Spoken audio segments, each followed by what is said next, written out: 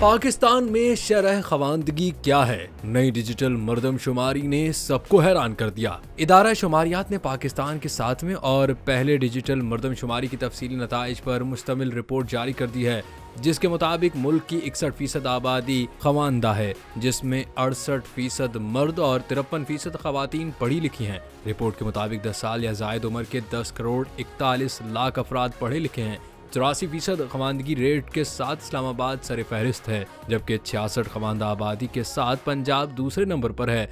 सिंध 58% के साथ तीसरे, खैबर पख्तूनख्वा 51% के साथ चौथे और बलूचिस्तान 42% खवानदा आबादी के साथ आखिरी नंबर पर है। डिजिटल मर्दमशुमारी रिपोर्ट के मुताबिक पाकिस्तान की कुल आबादी 24 करोड़ 14 लाख 90 हजार है, जिसमें 51.5% मर्द और 48.5% खवातीन है।